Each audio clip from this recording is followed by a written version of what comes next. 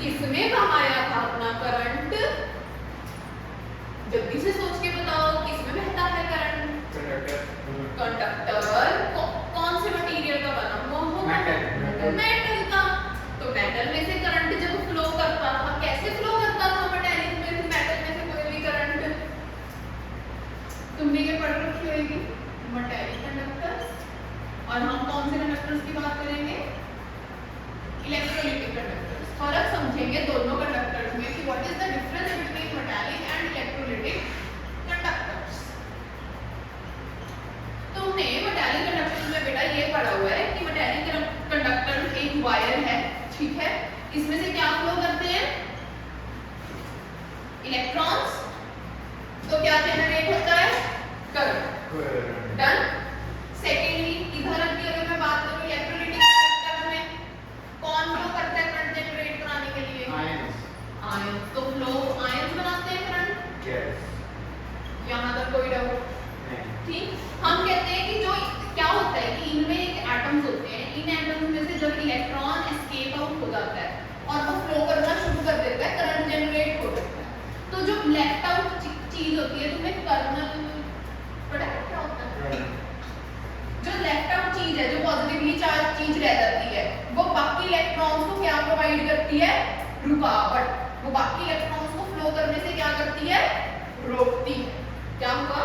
एक एटम है, इसमें से इलेक्ट्रॉन निकल गया, मेटालिक एटम था ऑब्वियसली, इलेक्ट्रॉन निकल गया, भाग गया, करंट जनरेट हो गया। बट क्या करंट, जितने इलेक्ट्रॉन निकल जाते हैं, क्या करंट को कोई बैकवर्ड फोर्स रोक रही है?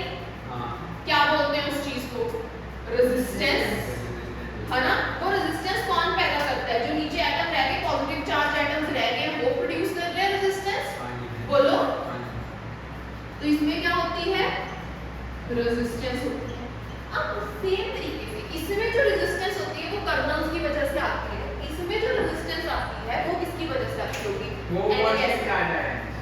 वो तो करंट फ्लो करवाने में हेल्प कर रहे हैं। नहीं, वो वजह क्या है? तो रेजिस्टेंस के 2-3 फैक्टर्स आते हैं। इसमें जो रेजिस्टेंस है वो 2-3 चीजें टेंपरेचर। मैं डिस्कस कर लूं। सबसे पहले जो भी तुम्हारा इलेक्ट्रोलिटिक सेल है उसमें सोल्यूट फॉर्मेट होएगा। बोलो। जो इलेक्ट्रोलिटिक सेल है उसमें जो इलेक्ट्रोलाइट है वो या तो सोल्यूट होगा या तो सॉल्व, मतलब सोल्यूट सॉल्वेंट का मिक्सचर, एक सॉल्यूशन होएगा उसमें, ठीक है। सबसे पहली इंटरेक्शंस जो इसमें फेस करनी पड़ती है solute solute interactions. Solute interactions. For example तुम्हारे पास कोई सोल्यूट है, NaCl है। NaCl कौन से दो आयंस में चलेगा? कौन से दो आयंस में प्रोटॉन होगा बच्चा? तो ये दोनों भी तो कहीं ना कहीं ये कितने आयनाइज कर रहे हैं, ये कहीं ना कहीं क्या पैदा करेंगे? रेजिस्टेंस लेके आएंगे। क्यों? एक ने एक इलेक्ट्रोड की तरफ जाना है, दूसरे ने दूसरी इलेक्ट्रोड की तरफ जाना है। सोच लो ध्यान से। बस मैं बेटा इतना ब्लैंक नहीं बैठना, दोबारा रिपीट कर देते हैं, ठीक है। हमारा ना आज का टॉपिक है इलेक्ट्रोलिटिक कंडक्टर्स। हाँ, वही चैप्टर चल रहा है, ठीक है। टॉपिक पढ़े हैं क्योंकि इंपॉर्टेंट। डन। ये चैप्टर लेंथी चैप्टर्स में काउंट होता है। चले, टॉपिक चल रहा है इलेक्ट्रोलिटिक कंडक्टेंस। हम यहाँ पर डिस्कस करने जा रहे हैं बेसिकली तुमने आज तक जो स्टडी करी है सिर्फ और सिर्फ एक तरीके की कंडक्टेंस स्टडी करी हुई है। किसमें कंडक्टेंस स्टडी करी हुई है तुम लोगों ने? मेटल्स में। बट हमने अब कौन सी किसमें कंडक्टेंस स्टडी करनी है? इलेक्ट्रोलाइट्स में, ठीक है। जब तुम मेटल्स की बात करते होते थे, मेटल्स के एटम्स के पास फ्री इलेक्ट्रॉन होते थे, वो फ्री इलेक्ट्रॉन्स आगे मूव कर जाया करते थे। अगर वो इलेक्ट्रॉन्स आगे मूव कर जाया करते थे तो पीछे क्या छोड़ देते थे? कुछ पॉजिटिव चार्ज, जिसको कर्नल बोलते होते थे, ठीक है, वो रह जाते थे, जो फर्दर क्या प्रोड्यूस करते थे? रेजिस्टेंस प्रोड्यूस करते थे, इलेक्ट्रॉन्स को फ्रीली फ्लो करने से रोकते थे। डन। हाँ, करवाती हूँ, एक मिनट, सब प्रॉपर्ली नोट कर लो, ठीक है। फिर उसके बाद बट हमारा यहाँ पर अगर मैं इलेक्ट्रोलिटिक सेल्स की बात करूँ, यहाँ पे इलेक्ट्रॉन्स फ्लो नहीं करते, कौन फ्लो करता है? आयंस फ्लो करते हैं। अगर मैं इलेक्ट्रोलिटिक कंडक्टर्स की बात करूँ, इसमें क्या होते हैं? आयंस होते हैं, और आयंस फ्लो करते हैं, वही चार्ज कैरियर होते हैं और वही करंट प्रोड्यूस करवाते हैं। ओके। दूसरा, इसमें जो रेजिस्टेंस है वो किसने पैदा करी? जो भी तुम्हारे पास पॉजिटिवली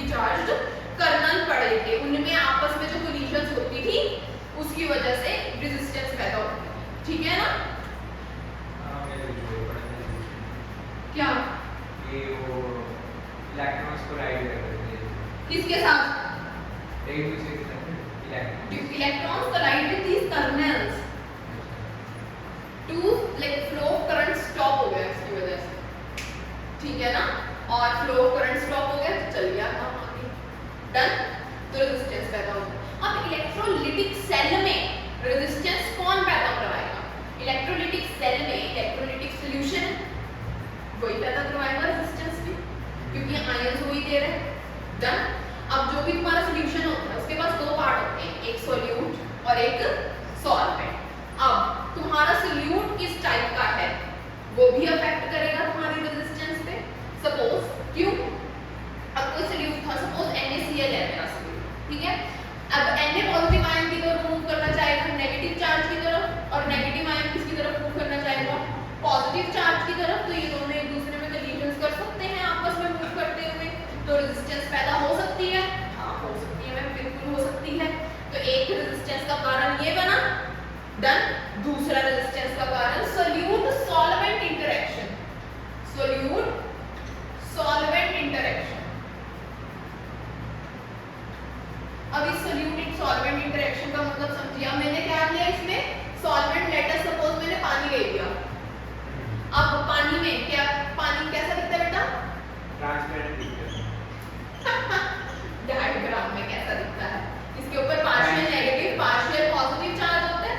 तो ये जो पार्शियल नेगेटिव चार्ज है ये किसके अराउंड सराउंड कर जाता होता है? पॉजिटिव चार्ज के अराउंड सराउंड कर जाएगा। सोचो इसको हाइड्रेशन एनर्जी, हाइड्रेशन हो जाएगी इसकी। सोचो ध्यान से, हाइड्रेशन जैसी कोई चीज पड़ी होगी। हाइड्रेशन में क्या होता था कि जो वाटर का मॉलिक्यूल है वो पॉजिटिवली या फिर नेगेटिवली चार्जेस कैटायन या एनायन को क्या कर लेता है, कंप्लीटली सराउंड कर लेता है। तो उसकी मोबिलिटी समझते हो, उसकी मूवमेंट को अफेक्ट करता है। ऑब्वियसली तुम खुद सोचो, कहां सोडियम पॉजिटिव मूव करता हुआ जा रहा है, कहां उसके इतने सारे वाटर मॉलिक्यूल्स ने जकड़ लिया, ठीक है। अब कहां पहले प्यार से मूव कर रहा था, अब जकड़ लिया उसको, वो बेचारा इतना फ्रीली मूव नहीं कर पाएगा। तो इसको क्या बोलते हैं हम, सोल्यूट सॉल्वेंट इंटरेक्शंस। ये रेजिस्टेंस पैदा करेंगी। थर्ड टाइप ऑफ कौन सी रह सकती है बेटा, कौन सी इंटरेक्शन रहेगी, सोच के बताओ। 30 मिनट में जाता है। सॉल्वेंट सॉल्वेंट इंटरेक्शन, इसमें ना विस्कस फोर्सेस होती है, मैं तुम्हें बताती हूँ। Solvent solvent interaction is basically कि तुम्हारा जो लिक्विड है, जो भी तुम्हारा सॉल्वेंट है, वो कितना गाढ़ा है। फॉर एग्जांपल तुम खुद सोचो, किसमें आयन ज्यादा जल्दी फ्लो करेंगे, तुम किधर अपना व्हीकल सबसे तेज चलाओगे? खाली सड़क पे, ठीक है। मतलब जगह जितनी ज्यादा होगी उतना तेज तुम व्हीकल चलाओगे, और जितनी कम जगह होगी तुम उतना स्लो मूव करोगे। अब व्हीकल को रिप्लेस कर दो आयंस के साथ, जाता जाता व्हीकल्स को रिप्लेस कर दो आयंस के साथ, क्या होगा? नहीं मैं सोच रहा सी हम काट देगा ये बात है कि स्लो है तेज करते हैं इस तरह से करते हाँ, यार तो खुद सोच, खुद जब स्पीड ज्यादा होगी, जब स्पीड ज्यादा होगी तब बहुत सारे व्हीकल्स हैं तेरे सराउंडिंग्स को उतनी स्लो कर ले। ट्रैफिक लाइट्स पे सोच लो जिਵੇਂ मर्जी है, ਤੁਸੀਂ स्लो कर लोगे अपनी एक्टिवा या जो भी व्हीकल ਤੁਸੀਂ चला रहे हो। बट जब ਤੁਹਾਨੂੰ दिखा कि हाँ ਤੁਹਾਡੇ ਕੋਲ स्पेस है, बाकी स्पेस है रोड ऊपर, ਤੁਸੀਂ तेज खींच दोगे अपनी एक्टिवा या स्कूटर जो भी ਤੁਸੀਂ चला रहे हो। Done. Same goes with ions as well. Ions की करते हैं, जाता वो बहुत टाइटली पैक्ड होएंगे, कोई मॉलिक्यूल का सेट है वो टाइटली पैक्ड है, उसको क्रॉस करके जाना आयंस को दिक्कत रहेगी। बट कोई मॉलिक्यूल रह जाए थोड़ा लूजली पैक्ड है, उसको आयंस फ्रीली फ्लो कर सकते हैं। इसको बोलते हैं विस्कस फोर्सेस दी प्रेजेंस, ठीक है। ये सॉल्वेंट सॉल्वेंट इंटरेक्शंस दे अंडर आती है चीज। डन। तो तीन चीजें अपन ने रेजिस्टेंस को केडियां अफेक्ट कर रही हैं, वो स्टडी की है, इससे हमारा पे लिखा है। मतलब हम कह सकते हैं कि ए बी बी और ए बी। हां हां हां वही बात तो वही कर रहे हैं हम, A A B B A B, ठीक है। और मेरे को ये बताओ, जब वायर में से करंट बह रहा होता है तो क्या वायर तुम्हारी मोटी पतली हो जाती है खुद ब खुद? नहीं। तो कोई केमिकल डिकम्पोजिशन इसमें बस गर्म हो जाती है वो, टेम्परेचर इंक्रीज हो गया, बट कोई डिकम्पोजिशन, कोई चीज ब्रेक डाउन करके कोई नई चीज तो नहीं बन रही। नहीं केमिकल ज्यादा मतलब फ्लो ज्यादा है, कितने बढ़ जाएगा तो पिघल भी जाएगा। वो बाद में टेम्परेचर राइज नहीं हो रहा है, अभी नॉर्मल फ्लो कर रहा है। अभी ये नॉर्मल वायर जा रही है तुम्हारी, ये पिघल जाती है क्या हर 5 मिनट बाद? एक को फिर जब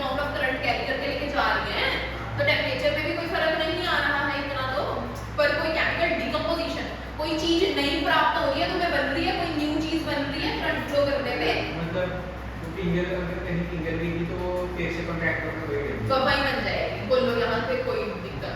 बट इसमें अगर मैं इसमें बात करूँ तुम्हारे साथ, इसमें केमिकल डिकम्पोजिशन होती है, बोलो नहीं चाहिए तो नहीं होगा। सोचो। होगी, क्यों होगी? केमिकल डिकम्पोजिशन का मतलब जो भी तुम्हारे यहाँ पे प्रोडक्ट था, एनोड डिसॉल्व होती है, कैथोड पे फॉर्मेशन होती है, मतलब क्या हुआ? जो भी पुरानी चीज पड़ी थी वो डिक्रीज इंक्रीज हो रहे हैं आयंस, टूट रहे हैं आयंस। इसको डिकम्पोजिशन समझती है बेटा? टूटना। इतनी दुखी हो गई क्यों यार? क्या हुआ? दुखी क्यों हो?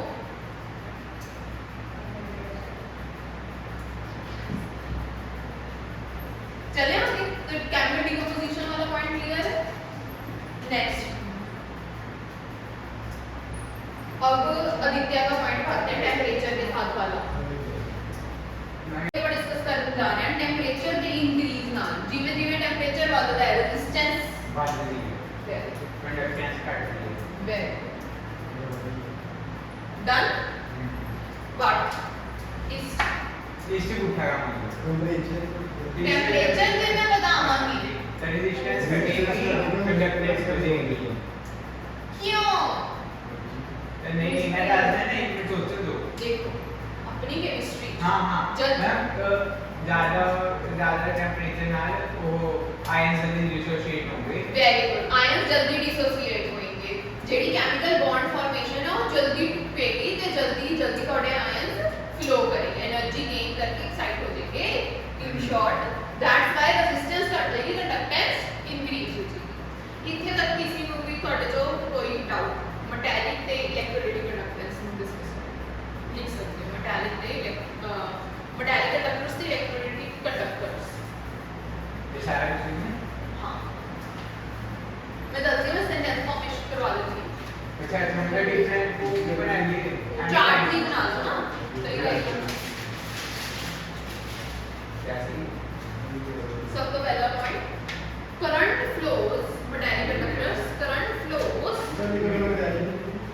दोनों ही लिखोगे, कल्ला मेटालिक लिख के फायदा क्या होगा? स्टडी तुसी इलेक्ट्रोलाइटिक कंडक्टर करना है। मैं बेसिकली इथे सिर्फ डिफरेंशिएशन ਤੁਹਾਨੂੰ एक्सप्लेन की है कि दोनों फर्क है कि की फर्क है एक, बट फॉर्मूलाज में सारे सेम चक्कांगे, किਵੇਂ किਵੇਂ चक्कांगे किहड़े वाला सैटरडे आ है ही नहीं मेरे पे मैम ढूंढ रहे हो मेरे को नाम चलो आप भी 15 मिनट पहले चेक कर दी मैम प्लीज क्या है current flows due to flow of electrons, resistance due to interactions,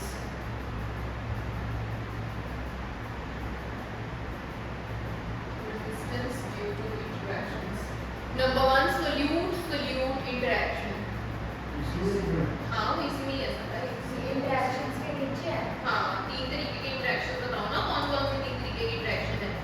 solute interaction, next solvent solvent interaction, solute solvent interaction, solvent interactions, solvent interactions, solvent interactions।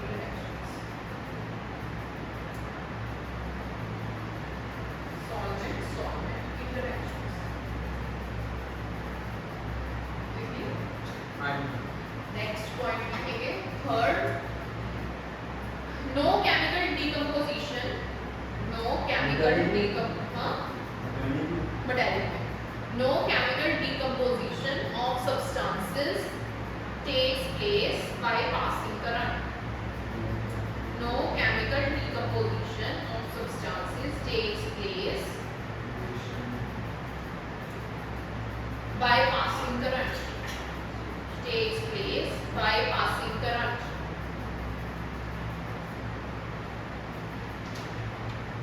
और दूसरे वाले में क्या लिख दोगे?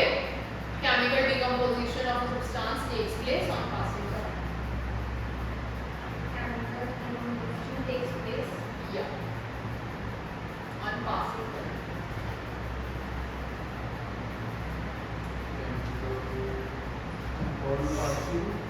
current। Next metallic conductor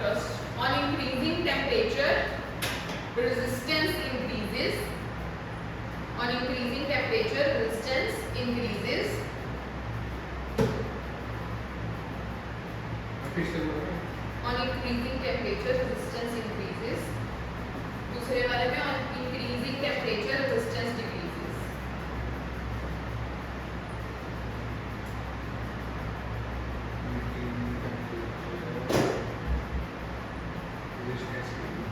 Yes. Conductance के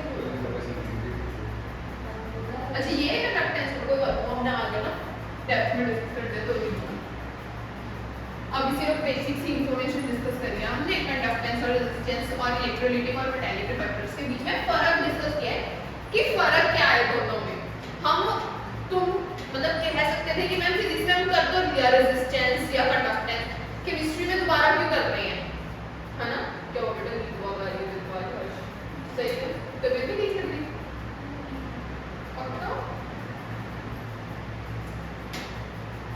तो अब हमारे पास क्वेश्चन है तो फर्क पता लग गया कि क्यों पढ़ रहे हैं केमिस्ट्री में रेजिस्टेंस कंडक्टेंस दोबारा से क्यों मेटालिक में इंक्रीज करती है ना क्या रेजिस्टेंस यस उठाई वेरी गुड तो अब लिखेंगे general terms for electrolytic conductance general terms for electrolytic conductance जल्दी जल्दी लिखना है सबसे पहले आती है रेजिस्टेंस इलेक्ट्रोलाइटिक क्या है कंडक्टेंस रेजिस्टेंस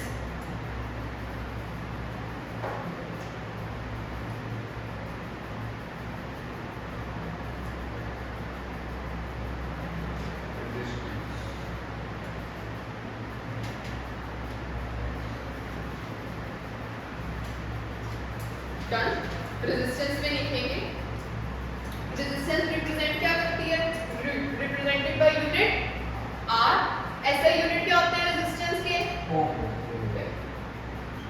ओम या फिर और रेजिस्टेंस किसके ऊपर डिपेंड करती है लेंथ ऑफ वायर या area of cross section in a metallic conductor क्या अब हम मेटालिक कंडक्टर के बारे में बात कर रहे हैं किसके बारे में बात कर रहे हैं For electrolytic conductors, the resistance depends upon the distance between the electrodes and area of cross section of electrodes.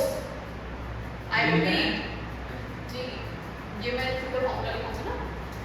Resistance in an electrolytic conductor depends upon length between या फिर distance between both the electrodes and area of cross section of the electron. तो resistance का formula क्या आता था रो L by A where L is your distance between the electrodes और A क्या हो गया area of cross section of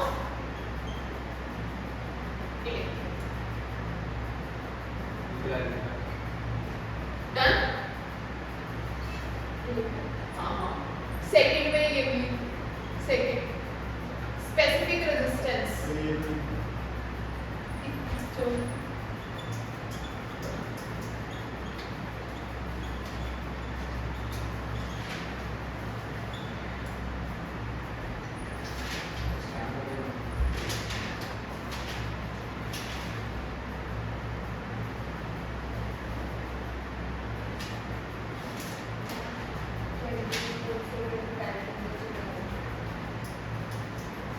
also known as resistivity. जो सर्च किया करेंगे आपको भी सुनती है हाँ, तो सर फिजिकल से क्या है?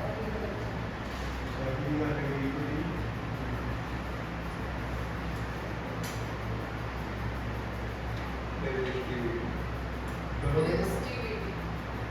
Specific resistance rho, also known as resistivity.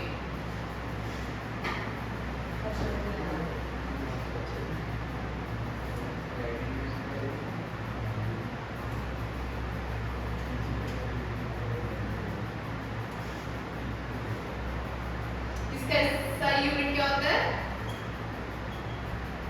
इसका रेजिस्टिविटी का इसका होता है ओम एक मिनट सोचने दो। हाँ सोच लो। ओम ओम मीटर या ओम सेंटीमीटर, ओम मीटर या ओम सेंटीमीटर, ठीक है। और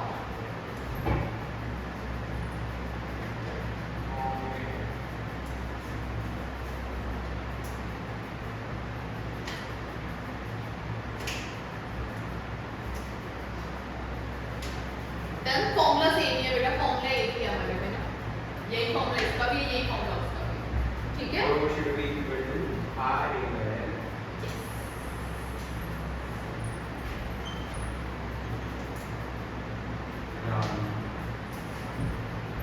डन। एक लाइन लिख लीजिए guys. if area of cross section of an electrode is 1 centimeter square, if area of cross section in an electrode of an electrode is 1 centimeter square and distance between the electrodes is 1 centimeter, then the resistivity of an electrolyte,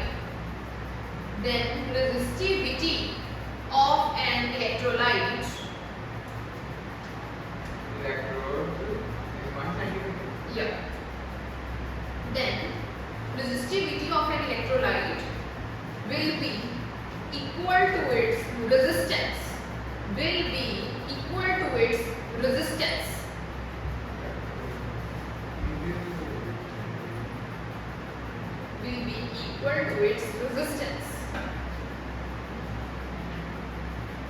done।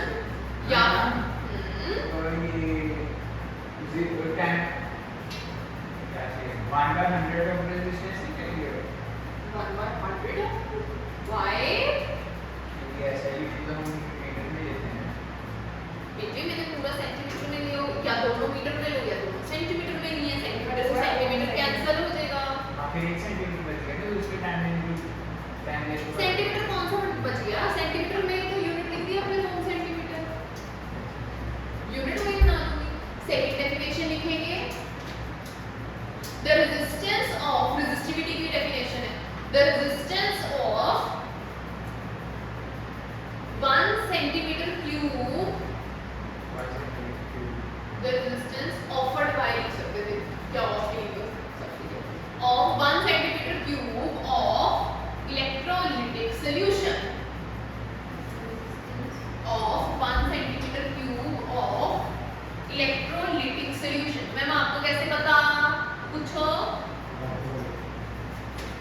Volume था ना तुमने 10th class में, if you remember volume का एक formula होता था area into height, सुना है कभी ये वाला फॉर्मूला वॉल्यूम का? हाँ length into breadth into height volume of cube, length into breadth को एरिया लिख देते थे, हाइट बच जाती होगी, सुना है कभी?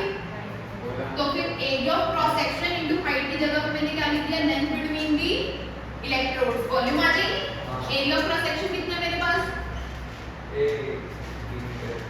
1 सेंटीमीटर स्क्वायर, लेंथ कितनी है मेरे पास, कितना आ गया, इक्वल्स टू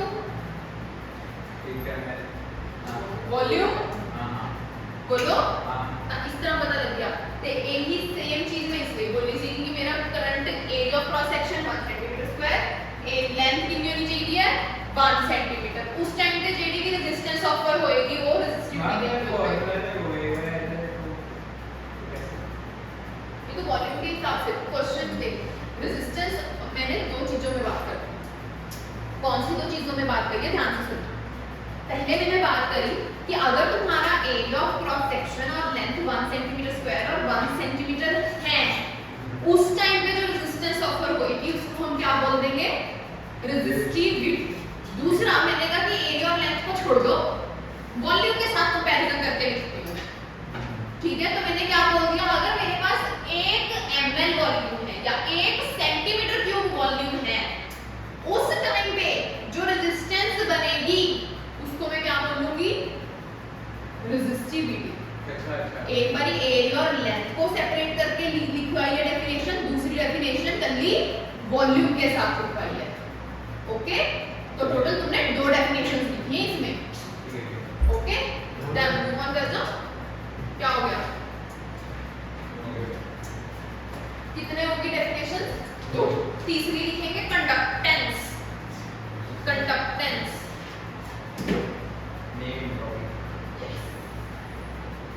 कंडक्टेंस कंडक्टेंस क्या होगी? कंडक्टेंस मान लो यार,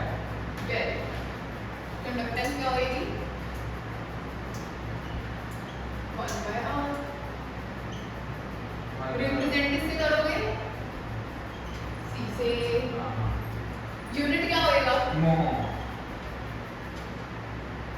मोह मोह माया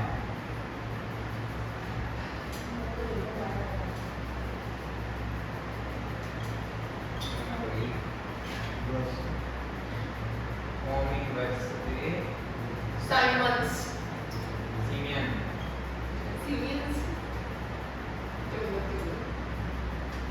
सब क्लाउड। हमें अभी मारते कहीं समझ नहीं आया, आप ब्रैकेट से एस की पढ़ना। इसका मतलब इतना शॉर्टकट ऐसे है ना, करना ऐसे लिखा है इतनी साइंस। वो भी ब्रैकेट से दूर से मारना है।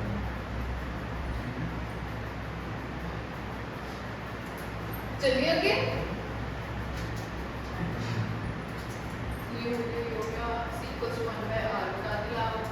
ठीक है, एक और टर्म लिखेंगे सेल कांस्टेंट। सेल हमको और कांस्टेंट मिला था तो इसका सेल नहीं फॉर्मूला पहले फॉर्मूला बनाओ। हाँ r c = r का फॉर्मूला क्या होता है बेटे? रो है r का कुछ है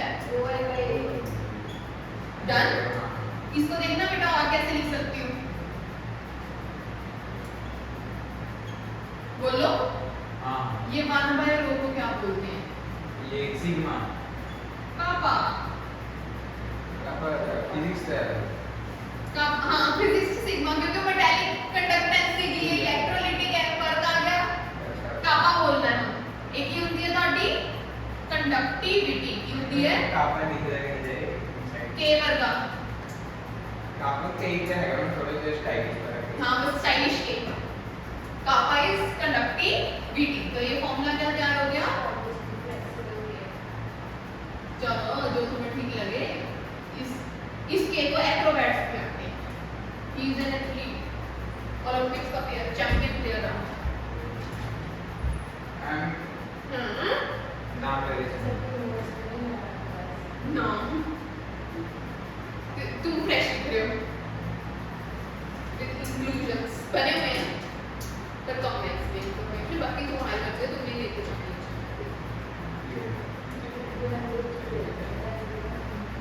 ग्रुप से नहीं आ रही है, अपने फोटो में जो तरीके जाओ।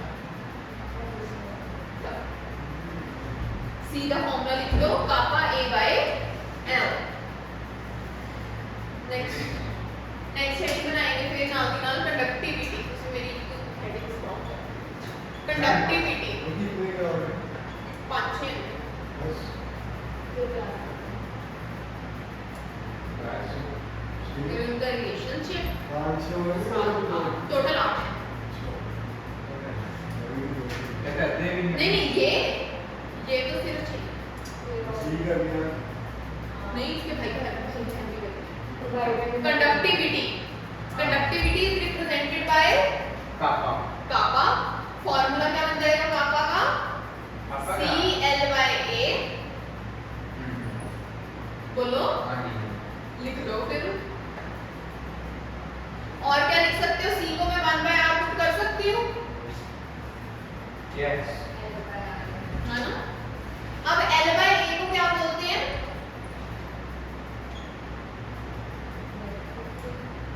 Cell constant. हम क्या बोलते हैं L/A को? Cell constant.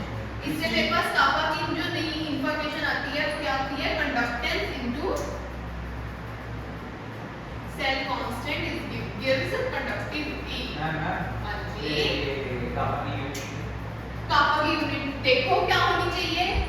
ओम इनवर्स हाँ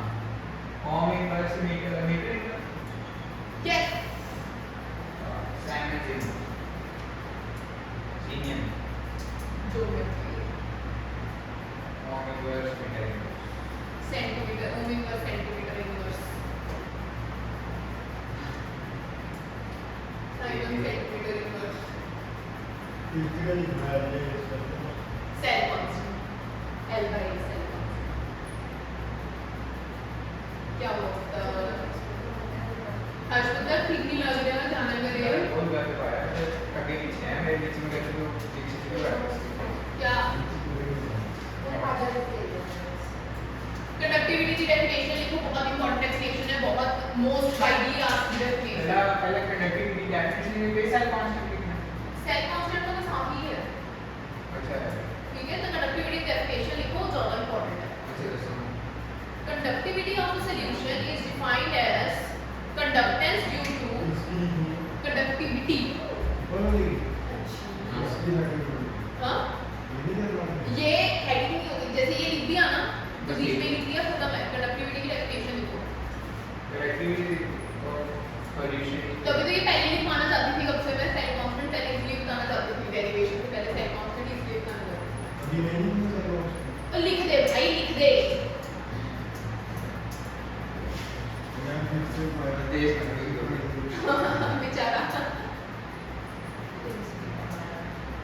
conductivity और solution conductivity of a solution is defined as the conductance due to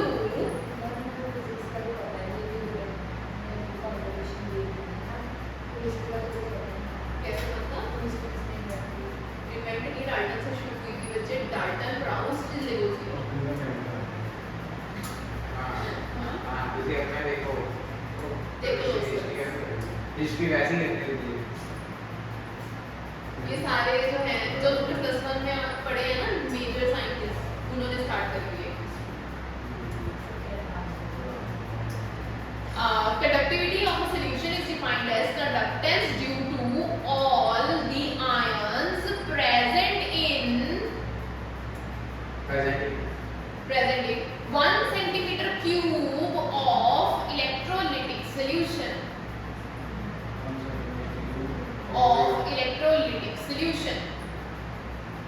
or it can be also defined as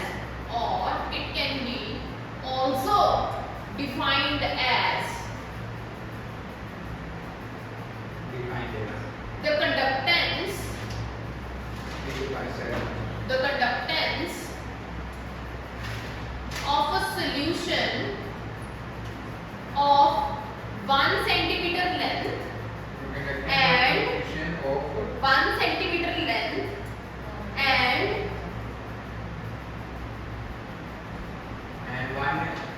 1 centimeter square area of cross section and 1 centimeter square area of cross section हाँ बेटा paper में subjective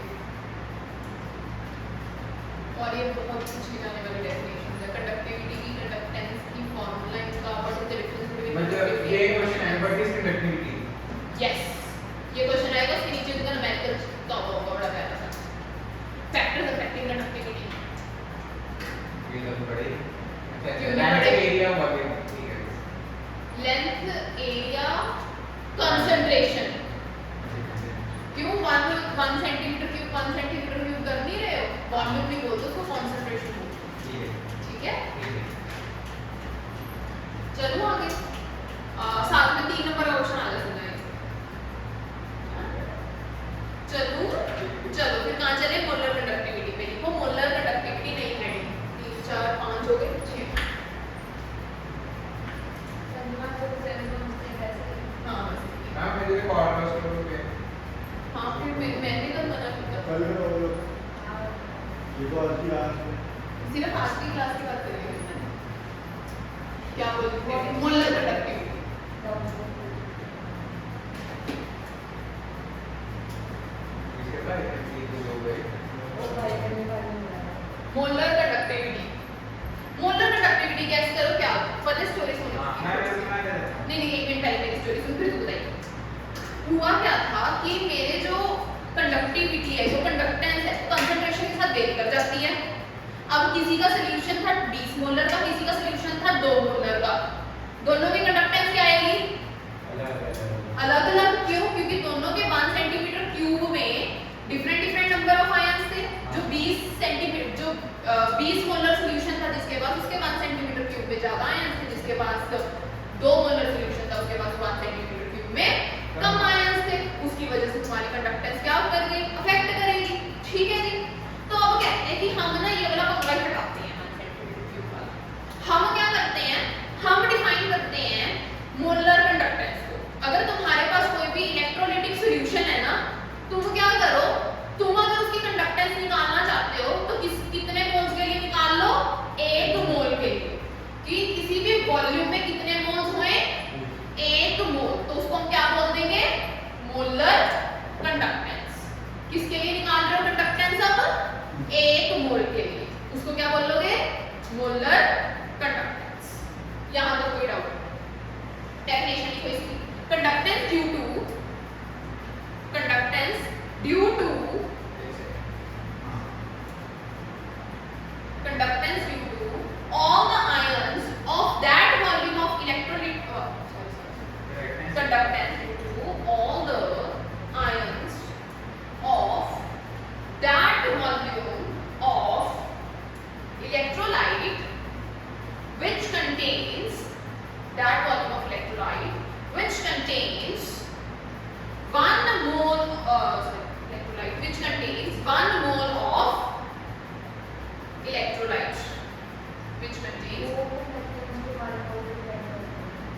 1 mole solution की conductance को molar conductance बोलेंगे। In short, अगर तुम्हारे पास electrolytic solution है, वो कितने मोलर है या कितने मोल्स है, उसमें 1 मोल्स है, तो उसको हम क्या बोलेंगे, मोलर कंडक्टेंस बोलेंगे। ठीक है, हमने क्या फिक्स कर दी है, नंबर ऑफ मोल्स फिक्स कर दी। ओके, अगर तुम्हारे पास बच्चे 15 मोलर सॉल्यूशन है, मोलैरिटी क्या है तुम्हारे सॉल्यूशन की, 15 मोलर, तो इसको कैसे रीड करोगे, कोई मुझे बता सकता है? मोलैरिटी को कैसे रीड करते होते थे? 15 मोल है। हां, 15 मोलर सॉल्यूशन है, 15 moles of, very good, 15 moles present in 1 litre solution. हां, यही होता है, हां, बोलो हां, बोलो, डन है। तो अगर मैं यहाँ पर एज्यूम कर रही हूँ, लेट अस एज्यूम मेरी मोलैरिटी कितनी है, 50 नहीं m, मेरी कुछ मोलैरिटी है m, डन। तो इसमें तो मैं ये कह सकती हूँ, अगर मेरे पास 1 लीटर इलेक्ट्रोलाइट है, उसमें मोल्स कितने होंगे, number of moles in 1 litre electrolyte. बोल, अब बोल, स्पेलिंग ठीक कर लेना, तो मेरे इलेक्ट्रोलाइट की गलती है। हाँ जी, कितने मोल्स होंगे, m मोल्स, डन है। 1 लीटर हाउ मच, 1 लीटर कितने का होता है, 1000 सेंटीमीटर क्यूब, इसमें भी कितने मोल्स हैं, m मोल्स हैं, बोलो। तो मुझे कोई बताएगा 1 सेंटीमीटर क्यूब में कितने मोल्स होंगे,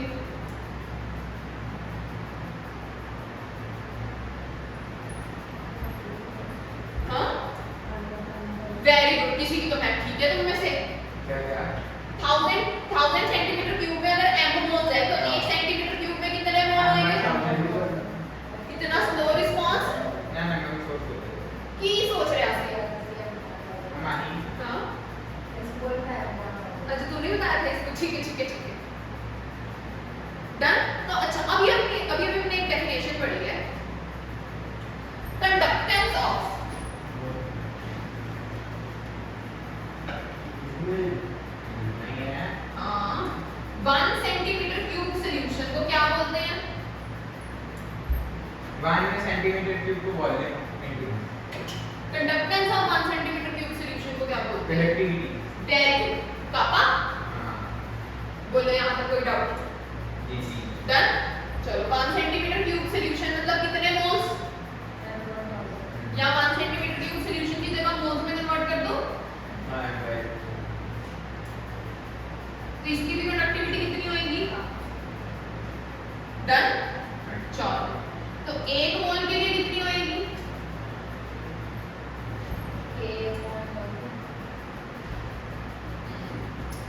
इतना की पता है, 1 की निकालनी है, हां, तो के बाय m 1000, वेरी गुड, बोलो यहाँ तक कोई डाउट? तो क्या बन गया 1000।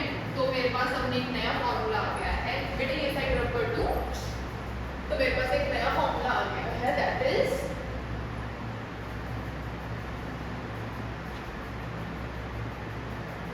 मोलर कंडक्टेंस या molar conductivity is equals to lambda m। Molar conductivity हाँ लैम्डा ऐसा ही होता है अब से, मैंने कह दिया एक छोटा लैम्डा होता है एक बड़ा लैम्डा। ठीक है, ये लैम्डा डन। छोटा लैम्डा मोलर कंडक्टेंस अगर वो पूरा डालो तो वो डाल दिखा सकते हो एक jar Kafa bye m।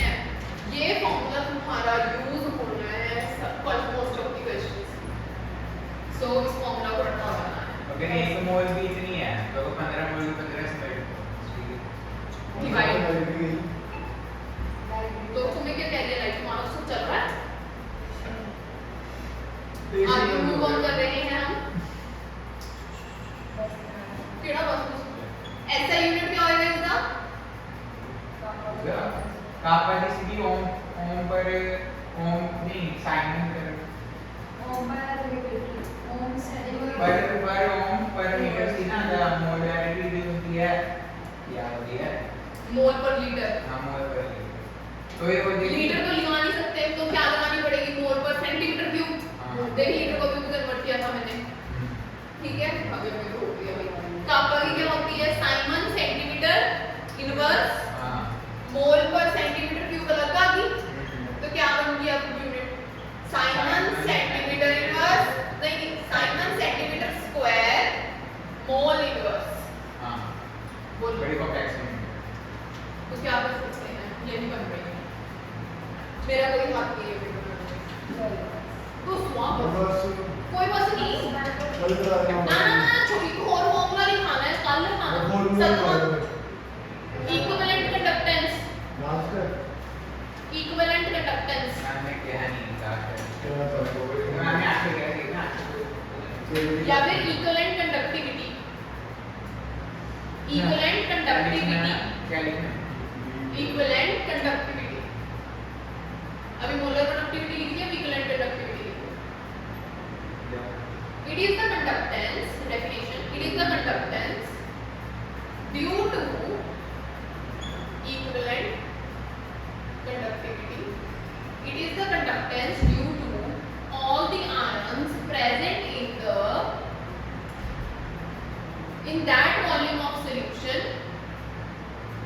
Conductance due to all the ions present in that volume of solution which contains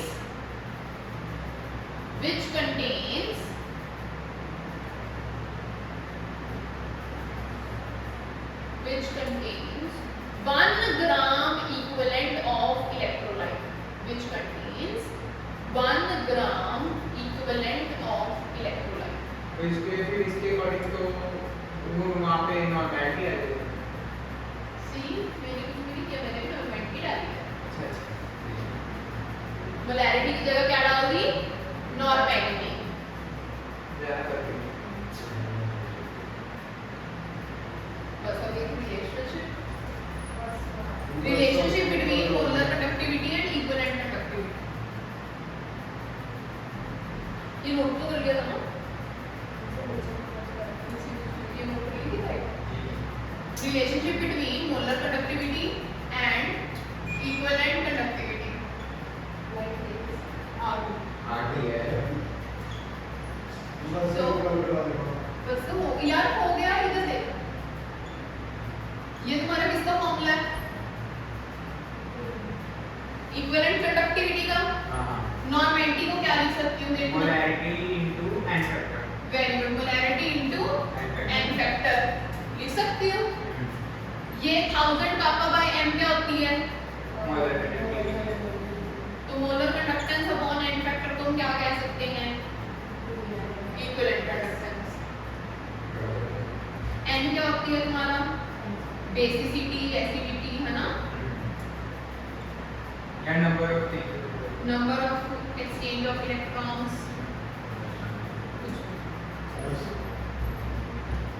question बस basicity acidity number of electrons and factor basicity basicity एक क्वेश्चन तो कर लाना चल रहा है ग्रुप से करना है हाँ ये ठीक है मैं क्वेश्चन लिख रही हूँ फोटो खींच के ग्रुप में भेज चलो लिखो हाँ सवाल लग के लाना है ये फॉर्मूलाज पे भेज दे क्वेश्चन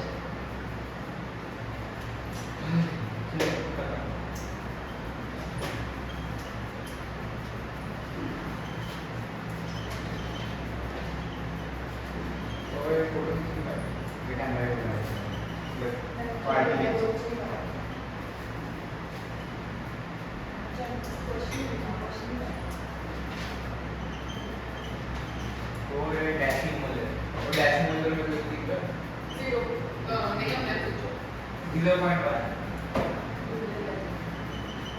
हाँ 0.1 बताया मैंने वैसे ही रहता है बहुत कुछ 10 raised to power -1 होता है डेसिमल हाँ मतलब 0.1 नहीं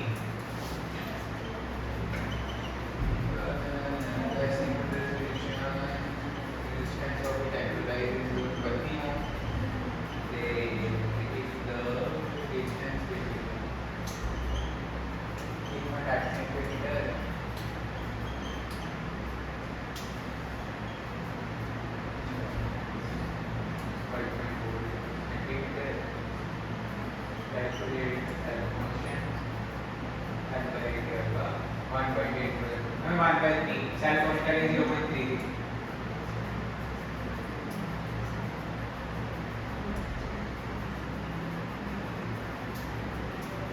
specific